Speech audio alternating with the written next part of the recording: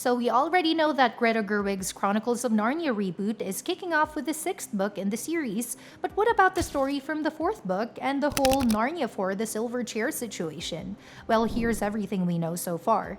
Even though the Silver Chair was the fourth Chronicles of Narnia book published, it's actually the sixth one in the story's timeline. The plot picks up after earlier events in the series and centers on Eustace Scrubb, who readers might remember from the Voyage of the Dawn Treader, and his classmate Jill Pole. Jill hasn't been to Narnia before, so everything is brand new for her. The two are summoned by Aslan and sent on a pretty intense mission to track down and rescue Prince Rilian, the missing son of King Caspian. What makes this quest especially complicated is that Rilian isn't just lost somewhere in Narnia, he's actually being held captive and magically bound to the Silver Chair itself. As if that weren't bad enough, Eustace and Jill end up crossing paths with the Lady of the Green Kirtle. She turns out to be the villain behind the whole situation. Her big trick? She's a shapeshifter who can turn into a terrifying green serpent-like creature. Eventually, Rilian manages to slay her, freeing himself from her spell. In the end, there's a bittersweet reunion between father and son. Caspian is able to see Rilian again, but only shortly before his own death. After Caspian passes away, Rilian is crowned the new King of Narnia. Eustace and Jill return to Aslan's country, and in a touching moment, they're greeted by a rejuvenated Caspian, restored and alive in a new way. Eventually, the two kids head back to England, bringing the adventure to a close. Although a film adaptation of The Silver Chair was planned at one point, it ended up being cancelled. But there's a silver lining. Netflix picked up the rights to the entire Narnia book series back in October 2018. A couple of years later, the exciting news dropped that Greta Gerwig would be directing at least 2 Narnia films. When she was asked about the project, she admitted she was a bit overwhelmed, saying it scares her in a good way. According to her, that kind of fear usually means she's on the right creative track. Fast forward to more recent updates, and it looks like Gerwig's first Narnia movie is aiming for a Thanksgiving 2026 release. Interestingly, before the film lands on Netflix, it's scheduled for a limited 2-week IMAX run worldwide. So far, only one actor has officially been announced, Louis Partridge, known from Enola Holmes, but there's no word yet on what role he'll be playing. What we do know is that even though this will be the 4th Chronicles of Narnia movie in terms of release order, Netflix is likely rebooting the entire franchise. That means Gerwig might actually start with The Lion, the Witch, and the Wardrobe. So why did the earlier Narnia films stop in the first place?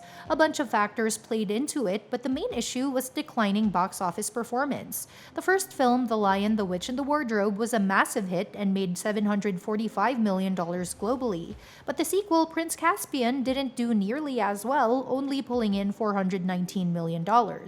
That big drop was enough to make Disney back out of the third film, The Voyage of the Dawn Treader, which brought in slightly less at $415 million.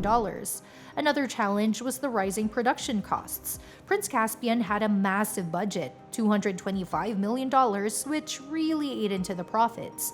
And even though critical ratings dropped with each new film, those lower reviews wouldn't have mattered much if the box office numbers had stayed strong, but they didn't. And on top of that, Walden Media's contract with the C.S. Lewis estate expired. Lewis's stepson, who was a co-producer, confirmed that the agreement had ended, and after that, the rights just sat in limbo for a while. There was a talk of a reboot around 2016, but it fizzled out quickly. That's when Netflix stepped in and scooped up the rights, breathing new life into the franchise. Now, with Greta Gerwig at the helm, things are moving again. She's officially set to direct 2 Narnia films for Netflix, with the first one arriving in late 2026. And even though fans were originally hoping for a Silver Chair adaptation, that might not happen right away, especially if the series is being rebooted from the ground up. What's more likely is that Gerwig will start with The Magician's Nephew, which was the 6th book Lewis published, but the first one in terms of Narnia's internal timeline. This may seem surprising to fans who expected the reboot to kick off with The Lion, the Witch, and the Wardrobe, which is arguably the most iconic Narnia story. But starting with The Magician's Nephew is actually a smart move. Netflix confirmed this direction more recently when Oscar-nominated actress Carey Mulligan was cast as Diggory's mother. a character who only appears in The Magician's Nephew. There are also rumors that Daniel Craig might play Uncle Andrew, one of the book's main antagonists. So it's pretty clear now Gerwig is beginning her Narnia journey at the very beginning. To put things in perspective, The Magician's Nephew serves as a prequel to the rest of the series, especially The Lion, the Witch, and the Wardrobe. It introduces the origins of Narnia itself, the White Witch Jadis, and even the Enchanted Wardrobe. Lewis wrote this story after publishing several others in the series, but chronologically, it comes first. So starting here could help viewers follow the story more smoothly instead of jumping back and forth in time later. Lewis's decision to explore Narnia's origins was a thoughtful one. The Magician's Nephew not only shows how Narnia was created, but also how the wardrobe came to exist and how Jadis found her way into the world. This book ties together a bunch of threads from the other stories, making it a natural place to begin a fresh cinematic take. Of course, remaking The Lion, the Witch, and the Wardrobe right out of the gate would have been tricky. The 2005 film is still beloved by many and holds up surprisingly well, with standout performances like Tilda Swinton as the chilling White Witch and Liam Neeson voicing the majestic Aslan. That adaptation left a lasting mark. The film was beautifully shot, the cast was strong, and it captured the epic fantasy vibe perfectly.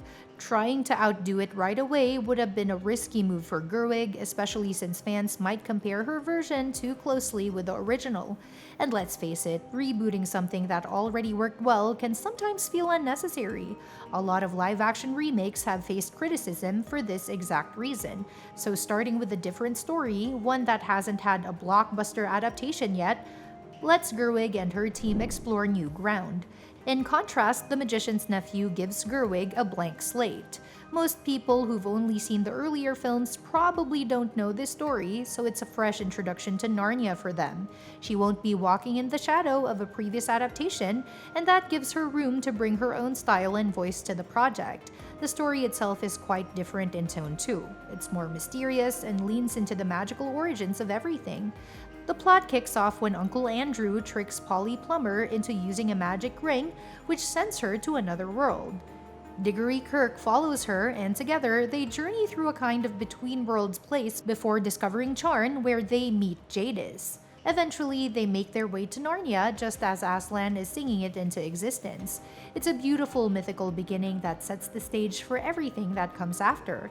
And that's the really exciting part of this reboot. Instead of rehashing old ground, Gerwig gets to build Narnia from scratch. New actors, new settings, and a new feel. It opens the door to stories that haven't been fully told yet, and maybe, just maybe, the silver chair will finally get its moment in the spotlight down the road. And that's that for today's video. Thanks for watching, and we will see you in the next one.